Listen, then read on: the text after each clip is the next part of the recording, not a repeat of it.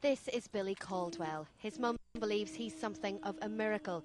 He has a type of epilepsy that means his seizures can't be controlled by drugs alone. When he was 6 months old, his mum says the doctor, Donagh Hanrahan, told her they couldn't do anything else and discussed care for how his life would end.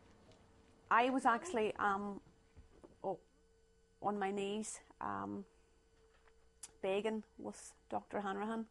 There had to be somewhere I should take my son. I asked him about London, Great Ormond Street. I asked him about Europe. I said Germany, I think, at one stage, and I said, what about America?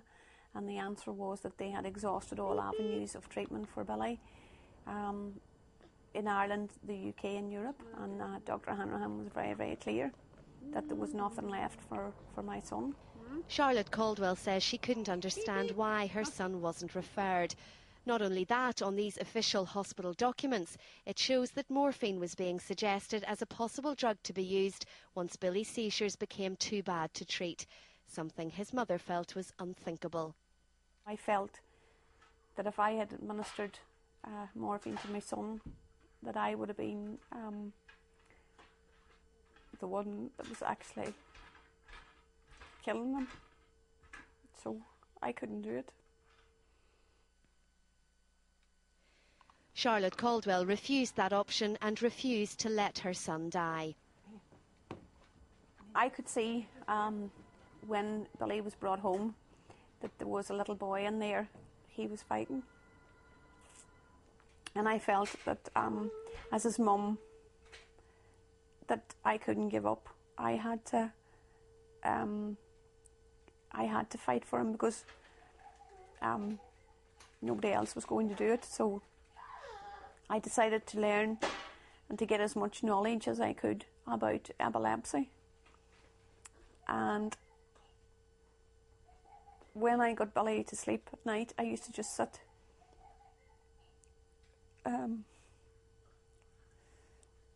on the internet and just anything to do with epilepsy. I was reading about it.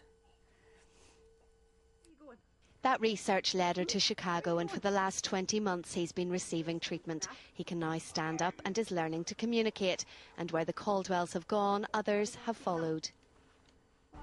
And this is the hospital the families have come to, Children's Memorial in the heart of Chicago. 5 children from Northern Ireland and 1 from the Republic have made the 8,000-mile journey here to get treatment their parents believe isn't available at home. Hi. How are you? Good. And this is the man they've come to see. Dr. Douglas Nordley is a world-renowned expert in children's epilepsy. He says failing to treat epilepsy would be like ignoring a tumour. He says Billy was very ill when he first saw him. He was very dull and very depleted. It looked like he was exhausted, maybe from having lots of seizure activity. And but yet there was a slight glimmer in the sense that you could see that he could make eye contact, and he appeared to be registering things in his environment. The doctor says Billy's life has been turned around. It's a kind of extraordinary change, and one of the reasons I think many of us that work within child neurology continue to work within it, because we can see these remarkable examples of people progressing when we wouldn't really have known that when we're first starting out. He has made great progress with his motor skills and his interaction, his ability to interact with his environment. His seizures have been markedly reduced. They're still present, but they're at a markedly reduced level. And in all spheres, in all developmental spheres, he's made progress. The family have had to raise more than £200,000 to fund the treatment, and it comes at a high price, $1,000 a week. It's taken its toll, and the family believe they've been exiled. They want to return home, but feel the epilepsy service is simply not good enough at home. Sometimes I wake up at night and he's sleeping beside me. And I touch him just to make sure he's still there. And I look at him and sometimes can't believe, because I feel it's still embedded in my head that Billy's going to die. Dr Nordley says in 20 years of practice he has never heard of anyone prescribing morphine to a child with intractable epilepsy.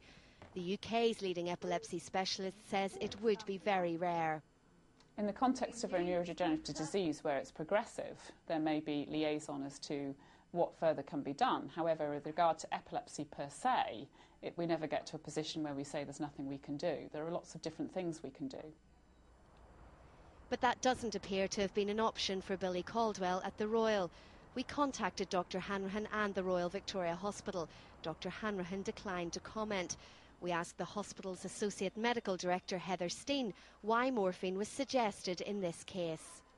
You know I cannot talk about specific cases, I can only talk in generalities. I can reassure people that the Royal Hospital, the Children's Department, do not prescribe morphine for the treatment of intractable epilepsy. So any suggestion of morphine would have been for an end-of-life scenario? Yes. But then his mother would say he should never have been in that position. He should have been referred and wasn't. Again, I cannot comment on individual cases, but I'm sure in your research you've discovered that children, especially those under a year, who develop intractable epilepsy have almost a 1 in 3 chance of not surviving. Therefore, as they looked at the treatment options, it was only right and proper to discuss with all parents what may be the best option, but also what may be the bad outcome. Why was he not referred to Great Ormond Street? I've told you I cannot comment about individual cases. For now, Charlotte Caldwell feels she cannot return home with her son. Great Ormond Street have now offered to treat Billy, but she feels her trust in the Royal has been irreparably damaged. On top of that, she says the intensive therapies he receives in the US could simply not be matched at home. Families have now travelled to Chicago, different children with different needs. But what they do have in common is a frustration with the service available in Northern Ireland. There are around 200 children with epilepsy under the care of the Royal at any one time. Only a small number have this severe form of the condition. And even some of those who haven't been able to travel to Chicago are unhappy.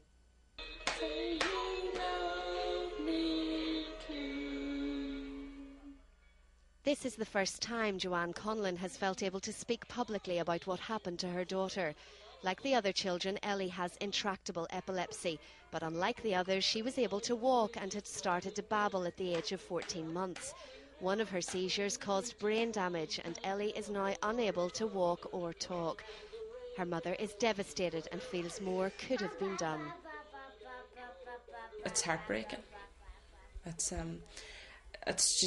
completely different child. It's whenever it's like you've this civil child now. It's something that we hadn't got. We had a perfectly normal child, and it's hard to look back and see that. She'll need my care for the rest of her life. Something that no parent, I don't care who they say they are, ever wanted for their child. 2 other families we've spoken to have made formal complaints to the Royal. The hospital says it has received 10 complaints about paediatric neurology over the last 12 months. Half of those were about waiting times.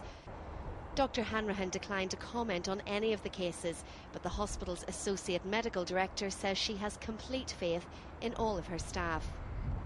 Belfast Trust is confident that all the paediatricians within the Royal Belfast Hospital are carrying out competent roles and delivering good standard care. Billy Caldwell gets physiotherapy 5 days a week here at the Pathway Centre on the outskirts of Chicago. When he first arrived, he couldn't even sit up or hold a toy. His therapists say he's getting the chance to reach his full potential.